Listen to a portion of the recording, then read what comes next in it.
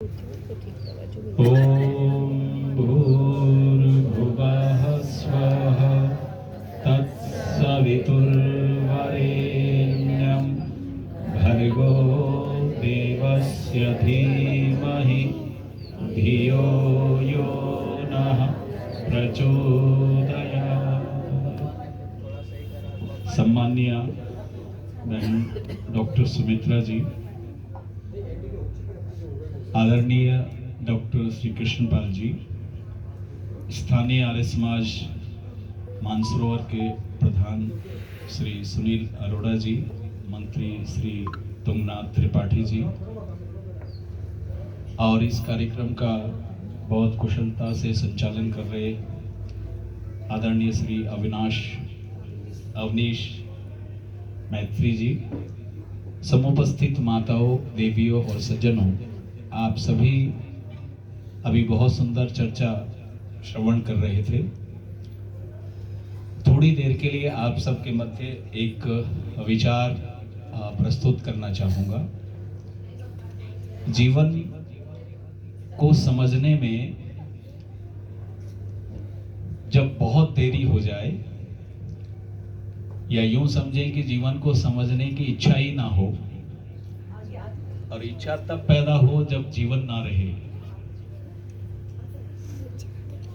तो हमारे कवि हुए जिन्होंने एक गीत बनाया, जीवन खत्म हुआ तो जीने का ढंग आया। हम सब मनुष्यों का लगभग ऐसा ही भाव है। श्री सुनील जी, अगर आप ठीक, मुझे लग रहा है धूप में पीड़ित होंगे, इधर आ जाइए। हाँ, लगभग समाप्ति की तरफ होता है, तब वह कुछ चिंतन कर पाता है। हम सभी लोग आदरणीय स्वर्गीय जीवतराम संगतानी जी की द्वितीय पुण्यतिथि पर एकत्रित हुए हैं। आदरणीय बहन जी ने बहुत सुंदर अनुष्ठान, हालांकि वो सतत करती रहती हैं, 51 दिवसीय यज्ञ का अनुष्ठान किया और आज अथर्ववेद की पूर्णाहुति की। तो मैं वहीं से एक वेद मंत्र आपके सामने रखता हूं। अथर्ववेद का ही एक मंत्र, जिसमें एक बहुत सुंदर बात कही, और आप सब लोग इस बात को ठीक प्रकार समझ कर जाएंगे। जीवन सफलता को प्राप्त क्यों नहीं होता? जीवन अपने लक्ष्य तक क्यों नहीं जाता? या हमारे संकल्प सिद्ध क्यों नहीं होते? या यूं कहें कि हमारी प्रीति ईश्वर से क्यों नहीं होती? बहुत सारे प्रश्न किए जा सकते हैं, और एक प्रश्न तो यह है कि हम संतुष्ट क्यों नहीं होते अपने ही जीवन से। बहुत कम लोग होंगे जो अपने जीवन से संतुष्ट हों। तो वेद का एक बहुत सुंदर सा मंत्र, और उसमें कहा गया, आकुति देवीम सुभगाम पुरोदधे। एक देवी बताइए कौन सी? आकुति देवीम। नाम सुना कभी? यहाँ संभवतः किसी का नाम नहीं है आकुति। आकुति देवीम सुभगाम पुरोदधे, चित्तस्य माता सुहवानो अस्तु, याम आशाम एमि केवली सामे अस्तु, विदेयम एनाम मनसी प्रविष्टाम। ये अथर्ववेद का एक मंत्र है, और इस पर हम चिंतन करेंगे, एकाग्रता बनाएंगे, आपको समझ में आएगी बात। आकुति शब्द को समझेंगे पहले। आ का अर्थ कर रहे हैं पूर्ण, गहन या परा। कुति शब्द का अर्थ शब्द या आवाज। तो इसका मतलब क्या हुआ? आ का मतलब पूर्ण, गहन या परा। ये जो वाणी है ये 4 प्रकार की है। आप कहेंगे हमने तो एक ही प्रकार की सुनी है, 4 प्रकार की कैसे हो सकती है? कहा गया परा, पश्यन्ति, मध्यमा और वैखरी। परा ये गहन है, जो ब्रह्मवित है, वेदवित है, आत्मा अवस्थित है, वह जानता इसको। या यूं कहे आत्मा की आवाज, सरल कर दे इसको। आत्मा की आवाज होती है क्या? आत्मा की आवाज होती है। अच्छा, सुनती किस किस को है? किसी को नहीं। कई बार सुन सकते हैं, कई बार नहीं सुन सकते हैं। तो यहां जो बात कही जा रही है, हम सभी ऐश्वर्य चाहते हैं कि नहीं? सब लोग चाहते हैं, प्रार्थना करते हैं परमात्मा से कि हमें समस्त ऐश्वर्य मिले, और सौभाग्य भी चाहते हैं कि नहीं? आशीर्वाद देने वाले अपने आशीर्वचन में सौभाग्यमस्तु ऐसा बोलते हैं, हम लोग बहुत बार बोलते हैं। इसका मतलब हम सब की प्रबल कामनाएं हैं कि हमें सौभाग्य और सुऐश्वर्य की प्राप्ति हो। तो यहां जानते हो इसके साथ में सुभगा शब्द लगा। आकुति देवीम सुभगाम। ये आकुति देवी सामान्य नहीं है, ये परम ऐश्वर्य दात्री है, ये दिव्यता दात्री है। आपके अंदर दिव्यताएं और ऐश्वर्य की प्राप्ति इसी से होगी। इसका मतलब आकुति देवी क्या है? आत्मा की आवाज। अब वेद का ये उपदेश कहा, इस आत्मा की आवाज को पुरोदधे, ऐसा कहने वाला वह व्यक्ति हो सकता है। अभी डॉक्टर साहब एक बहुत सुंदर बात कर रहे थे, जप की विधि बता रहे थे, योगस्थ होने का तरीका बता रहे थे। और मैं आपसे निवेदन कर रहा हूं कि जब योगस्थ होंगे, आत्मस्थ होंगे, परमेश्वर की भक्ति में जुड़ जाएंगे, तब इस अवस्था में ऐसा कहने का साहस पैदा होगा कि मैं इस आकुति देवी को पुरोदधे अपने सामने रखता हूं। आप में से कितने लोग हैं जो इस आकुति देवी को सामने रखते हैं? पुरोदधे का अर्थ अपने सामने रखना, आत्मा की आवाज को ही अपने सामने रखना और कुछ नहीं, बस उसी को सामने रख दिया। तो क्या चीजें प्राप्त होंगी फिर आपको फिर ये सीधे सीधे तरीके से सुभगा, आपका सौभाग्य उदय होगा, आपको ऐश्वर्य की प्राप्ति होगी। इसका मतलब यदि आत्मा की आवाज को आप नहीं सुन पा रहे हैं या उसको आगे नहीं रखते, तो फिर ऐश्वर्य कहां से मिलेंगे, सौभाग्य कहां से होगा? और जहां सौभाग्य नहीं होगा वहां दुर्भाग्य तो सुनिश्चित होगा। जहां प्रकाश का अभाव है वहां अंधकार तो अपने आप ही है। इसलिए और एक बहुत सुंदर बात की, चित्तस्य माता सुहवानो अस्ते, इसको चित्त की माता कहा। हमारा जो चित्त है, ये अभी सूत्रात्मक शैली में बात सुन रहे थे, इस चित्त को आप 2 प्रकार से जान सकते हैं, मृत और अमृत, मरा हुआ और अमृत, अमर, चेतन, अवचेतन, चेतित, अप्रचेतित। ये इस प्रकार से हमारा चित्त आत्मा से प्रेरित होकर ही, इसलिए कहा चित्तस्य माता, ये आकुति देवी इस चित्त को अमृत कर देती है, न मरा हुआ। आपके चित्त में जो सड़ांध, जो दुर्गंध, जो आलस्य या कुविचारों का बहुत बड़ा अंबार लग गया, इसका एक ही कारण है कि हमने आकुति देवी को अपने सामने नहीं रखा। यदि अपने सामने रखते तो फिर इसमें इस प्रकार की दुर्गंध नहीं आती, इस प्रकार का कुविचार पैदा नहीं होता, इस प्रकार से हम पतन को प्राप्त नहीं होते, सदैव उत्थान को प्राप्त होते। और एक बहुत सुंदर बात की, याम आशाम एवि केवली सामे अस्तु। याम, जिस भी, आशा शब्द के दो अर्थ हैं, अभिलाषा और दिशा।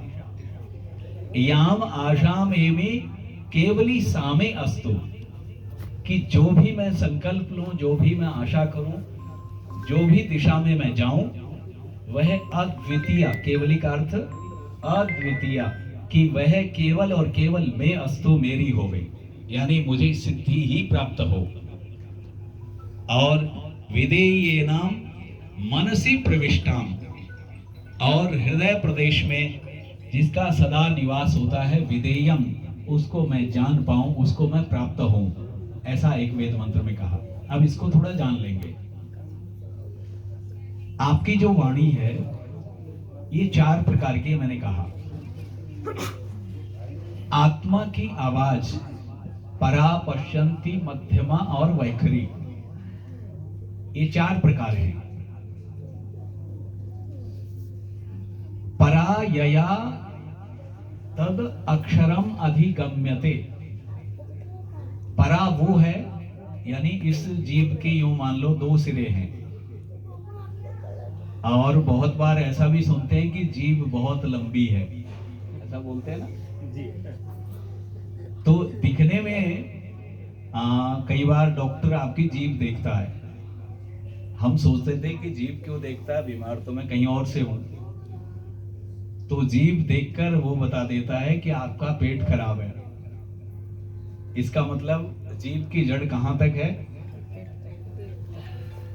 ये जो गहन, मैंने आ शब्द का अर्थ बताया था, गहन, पूर्ण और परा, तो वो सिरा है जीभ का जो गहराई में है, जिसको हम नहीं देख पा रहे हैं। वहां से जो उद्गम होता है भाव आत्मा का, वो आत्मा की आवाज है, लेकिन वह हम सहज रूप से आसानी से सुन नहीं पाते। तो वेद का ये पावन मंत्र हमें संदेश दे रहा है कि यदि हम सब लोग आत्मा की आवाज को सुन लेवें और फिर उस अनुसार आचरण करने लग जाएं, तो संसार में कोई कुपथ पर चल सकता है? कदाचित नहीं। इसका मतलब हम लोग आत्मा की आवाज सुनने में सक्षम नहीं है। क्यों नहीं सुन पाते? उसके कुछ कारण हैं क्यों नहीं सुन पाते। तो जब यही आवाज आपके मन से जुड़ जाती है या हृदय से जुड़ गई, हृदय प्रतिष्ठम, मन कहां प्रविष्ट है? हृदय में ही। तो जब वहां से होकर गुजरती है, उसमें कुछ भाव तरंग जुड़ जाती है। वाणी में जो भाव आते हैं, जैसे आप अपने पिता को, या जैसे अभी एक बहन ने कविता बनाई श्रद्धांजलि देने के लिए, तो उसमें भाव जुड़े। वो भाव कहां से बने? भाव आपके मन से बने, हृदय से भाव तरंग पैदा होती है। और वही जब बुद्धि से जुड़ जाए, बुद्धि पर पहुंची, तो वहां से फिर विचार तरंग भी जुड़ जाती है। उसमें अलग अलग विचार, अलग अलग चीज उसमें जुड़ती चली जाएंगी, और यहाँ कंठ प्रदेश में आकर ये शब्द का रूप धारण करके आप तक पहुंच जाती है। इसको वैखरी बोलते हैं। तो वाणी जो है ये सामान्यतः इस श्रेणी में जाती है। तो यहाँ कहा आकुति देवीम सुभगाम पुरो दधे। एक ऐसा सज्जन, एक ऐसा योगी, एक ऐसा आत्मा अवस्थित पात्र, ब्रह्मविद, वेदविद, उसका ही साहस हो सकता है। वो कहता है कि मैं सदैव आत्मा की आवाज को पुरो दधे अपने सामने रखता हूं। हम और आप इसका साहस नहीं कर पाएंगे। वह व्यक्ति साहस करके इस बात को कह रहा है कि मैं हमेशा इसी को सामने रखता हूं। और उससे मुझे क्या मिला? याम आशाम एवि केवली सामे अस्तु।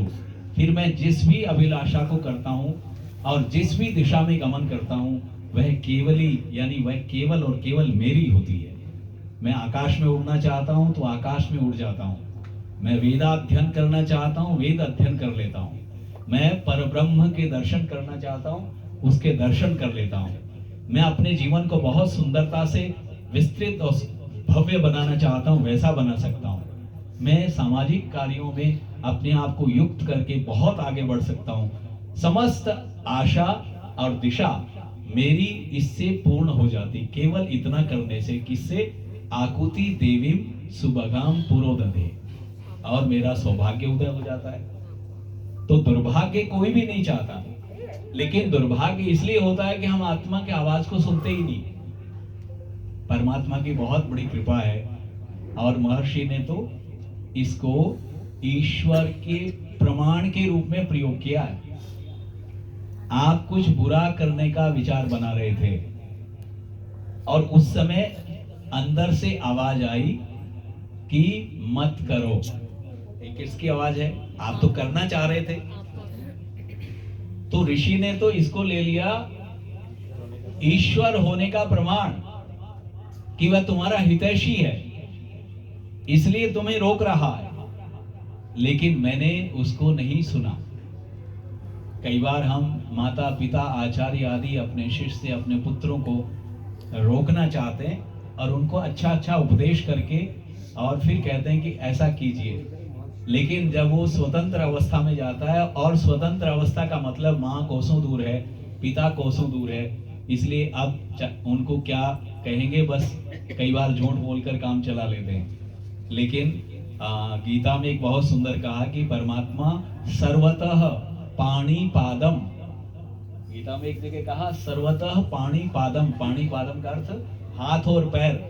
जिसके पैर सब जगह पर हैं, जिसके हाथ सब जगह पर हैं।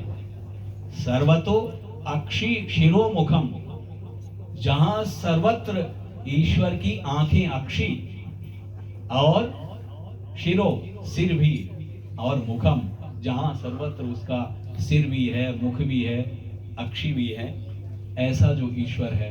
और कहा सर्वे सर्वतः श्रुतिम लोकम, सब जगह उसका श्रवण, यानी वो आपको सुन भी सकता है। और कहा सर्वतः सर्वम आवृत्य तिष्ठति, और सब में व्यापक होकर तिष्ठित, यानी विराजमान है परमात्मा, ऐसा गीता कहती है। तो परमात्मा से कैसे बच पाओगे? परमात्मा से बच नहीं सकते। भाई अवनीश जी ने एक बात सुनाई, एक कहानी सुनाई, तो मुझे एक बात याद आई। राजा और रानी, राजा की बात सुना रहे थे, तो वो केवल राजा की बात सुना रहे थे, रानी को नहीं जोड़ा। मैं आपको निवेदन कर रहा हूं कि राजा परामर्श का इच्छुक था, और अपने मंत्री से परामर्श करने के लिए उसने एक स्थान नियत किया उद्यान में। एक उद्यान के अंदर स्थान नियत कर दिया कि यहां पर हम परामर्श करेंगे। राजा समय से पूर्व ही कि उद्यान में परामर्श का समय निश्चित किया है, तो उससे आधा घंटा पहले अपनी रानी को लेकर उद्यान में भ्रमण करने के लिए चल पड़े। जैसे ही समय हुआ परामर्श का और मंत्री जी आ गए, तो राजा उस स्थान पर चले गए, और रानी स्वतंत्र होकर और उस उद्यान में भ्रमण करने लगी। उद्यान बहुत अच्छा था, और उद्यान में भ्रमण करते करते रानी वो स्थान भूल गई, क्योंकि उद्यान बहुत लंबा चौड़ा था, और उस जगह को विस्मृत कर गई जहां बिछुड़े थे। तो अब उसको बहुत मुश्किल हुई कि मैं राजा के पास कैसे जाऊं। तो वहां पर कुछ कर्मचारी कार्य कर रहे थे, उद्यान के कर्मचारी थे, माली थे, और वो काम कर रहे थे।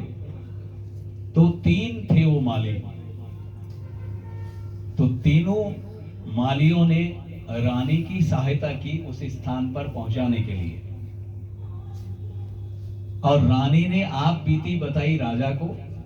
राजा भी वहां से हिले नहीं, परामर्श करके मंत्री जी चले गए। राजा को लगा कि अगर मैं यहां से चला गया तो रानी को और दिक्कत होगी, इसलिए वो वहीं बैठे रहे और रानी को वो माली वहां तक ले आए और फिर सारी आप बीती महाराज से सुनाई रानी जी ने।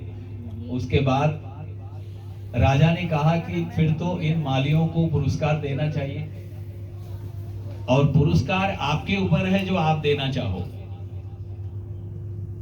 तो रानी ने कहा कि मैं तो इनको पुरस्कार ऐसा देना चाहती हूं कि एक एक दिन का राज करें ये। तब राजा ने कहा ये तो आप राजनीतिक विषय ले आए, कुछ और दिया जाता, ये तो बिना मंत्रियों के परामर्श के बात बनती नहीं। कहा मैंने जो कह दिया, अब मैं तो यही पुरस्कार इनको देकर तृप्त होंगी, एक एक दिन का राज इनको दे दिया जावे। तब मंत्री से थोड़ी मंत्रणा की महाराज ने कि क्या ऐसा ठीक है, कुछ गड़बड़ तो नहीं होगी। तब मंत्री ने कहा एक दिन में कोई बात नहीं है, लेकिन एक शर्त रख दीजिए आप, जितनी देर तक आप राज करते हैं एक दिन में सिंहासन पर बैठते हैं, बस उतने घंटे के लिए राजा। तो महाराज केवल 3 घंटे बैठते थे, तो कहा 3 घंटे के लिए एक दिन माली को बैठा दीजिए, दूसरे दिन दूसरे को, तीसरे दिन तीसरे कि ठीक है ऐसा कर लीजिए। पश्चात ये घोषणा कर दी गई और मंत्री ने कहा कि भाई केवल 3 घंटे आप इस सिंहासन पर बैठ सकते हो। कहा और हमारे अधिकार वही होंगे जो राजा के थे।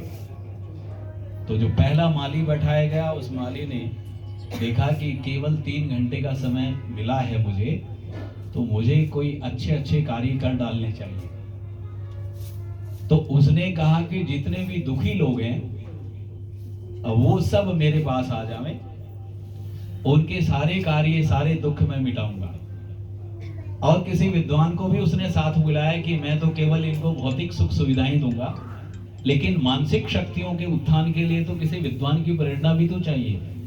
तो किसी विद्वान को भी बुला लिया, तो उन्होंने भौतिक सुख भी दे दिया और मानसिक सुख दोनों दे दिए। 3 घंटे की अवधि पूरी हो गई, उसकी वाह वाह हुई कि भाई ऐसा राजा तो सबको मिले, सारे लोग बहुत सुखी हुए। उसके पश्चात अगले दिन दूसरा जो आया, उसने पहले वाले की प्रशंसा देखी उस कार्य के होने से, तो उसके मन में भी विचार आया कि मुझे भी कुछ ऐसा कार्य करना चाहिए जिससे वाहवाही हो, अच्छा लगे। तो उसने देखा जहां जहां भी अभाव है समाज में, कुएं, तालाब, बावड़ी, जो भी कुछ बना सकता था, धर्मशालाएं आदि, उनका आदेश दे दिया और उसकी भी बहुत वाहवाही हुई। अब जो तीसरा बच गया, तीसरे दिन वाला, उसने इससे कुछ भिन्न सोचा। कहा ये तो होकर देख लिया, इसका फल कब मिलेगा, क्या होगा। लोगों ने प्रशंसा कर दी, मुझे जो 3 घंटे मिले हैं, मुझे तो कुछ अलग सोचना है।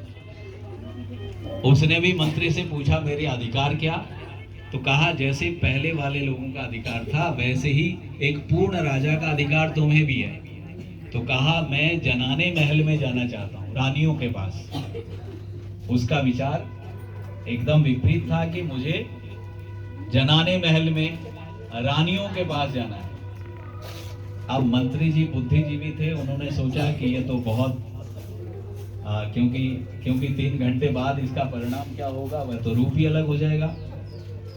तो उसने बहुत चतुराई से कहा कि ठीक है, लेकिन इससे पहले, आप महल में जाने से पहले, मैं चाहता हूं कि आप राजा की तरह साफ सुथरे होकर पहले बढ़िया स्नान हो जाए, तेल मालिश हो जाए, बढ़िया वस्त्र आदि आभूषण धारण करके फिर आप जाएं।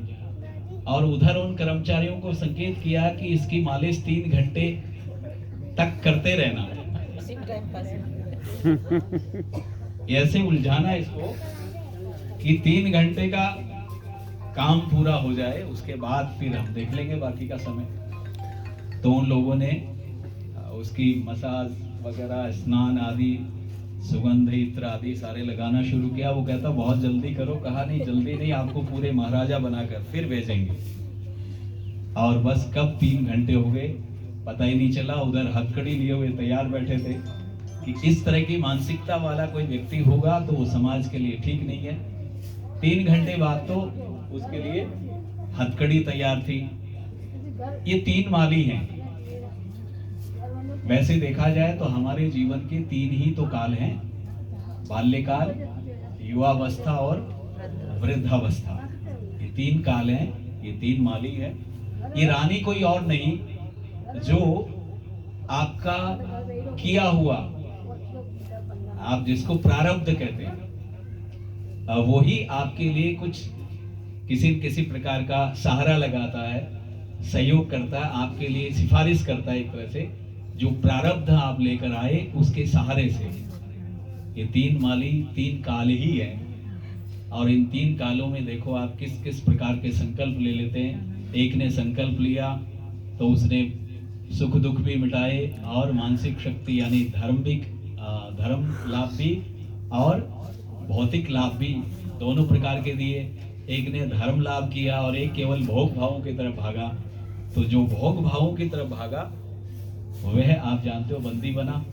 तो ये इतना सा जीवन है, इसमें अगर केवल भोग भावों को लेकर आगे बढ़ोगे तो अंत में बंदी बनना ही पड़ेगा, फिर से किसी न किसी योनि में, और वो भी निम्न कोटि की योनि में हमें प्रवेश करना पड़ेगा। लेकिन यदि हम धर्म को सुंदर तरीके से अपनाएंगे, उन सिद्धांतों को ठीक से अपनाएंगे, तो इस लोक में भी और परलोक में भी दोनों जगह आपकी प्रतिष्ठा होगी।